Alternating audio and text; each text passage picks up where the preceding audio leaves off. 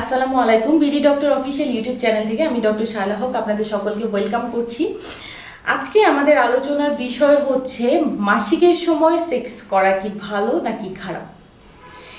আমাদের সকলের কিন্তু অনেক ভুল ধারণা, আমরা পুরুষরা স্পেশালি চিন্তা করি যে না, মেয়েদের শারীরিক অবস্থা যেটাই হোক, আমি যখন চাবো, যেহেতু আমি স্বামী, আমি যেহেতু পুরুষ, আমি যখন যেটা দাবি করবো আমার স্ত্রী বাধ্য সেটা করার জন্য।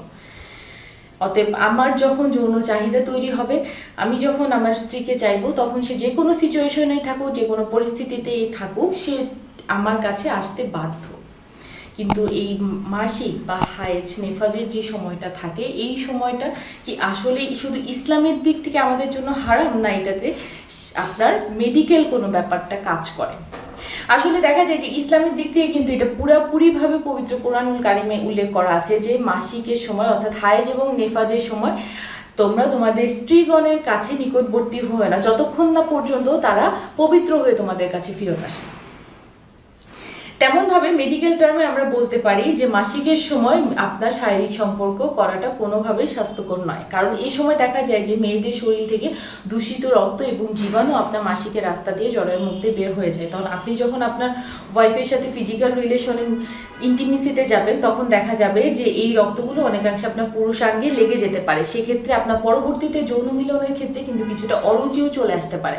আবার অনেক ক্ষেত্রে দেখা যায় যে যেহেতু এখান থেকে দূষিত রক্ত এবং জীবাণু বের হয়ে যায়, আমরা অনেক সময় বলি যে মাসিকের সময় আপনার রোগ জীবাণু হওয়ার, সেক্সুয়ালি ট্রান্সমিটেড ডিজিজে আক্রান্ত হওয়ার সম্ভাবনাগুলো অনেক বেশি থাকে। তখন এই ক্ষেত্রে আপনার যৌন মিলন করলে অনেক সময় দেখা যায় যে অনেক পুরুষ বা মহিলারাও অনেক সময় সেক্সুয়াল ট্রান্সমিটেড ডিজিজে আক্রান্ত হতে পারে। মাসিকের সময় আরও ক্ষেত্রে আপনি দেখতে পারবেন যে এই সময় যেহেতু আপনার জরায়ুর মধ্যে প্রতিনিয়ত রক্ত বের হচ্ছে, রক্তপাত হচ্ছে, অনেক সময় ফিজিক্যাল রিলেশন করলে মেয়েদের রক্তপাত অনেক বেশি হতে পারে এবং কি মাসিকের সময় ব্যথাটাও অনেক বেশি পরিমাণে হতে পারে। আবার অনেকের ক্ষেত্রে আমরা বলে থাকি যে এইটা করার ক্ষেত্রে আপনার জরায়ুর মুখটা অনেক সময় ঘুরে যেতে পারে, যেটা পরবর্তীকালে আপনাদের যৌন মিলনের ক্ষেত্রে বিশেষ বড় ধরনের সমস্যা তৈরি করতে পারে। তো সমস্যা যেটাই হোক না কেন, যেহেতু আপনার এই সময়টা পুরোপুরিভাবে আপনার যেহেতু শারীরিক দিক থেকে কোনোভাবে ভালো নয় এবং ইসলামের দিক থেকে এটা টোটালি হারাম, তো আপনারা চেষ্টা করবেন মাসিকের সময়টা মেয়েদেরকে টেক কেয়ার করার জন্য, তাদেরকে একটু যত্নে রাখার জন্য, কারণ এটা তাদের জীবনের জন্য অনেক গুরুত্বপূর্ণ একটা ব্যাপার।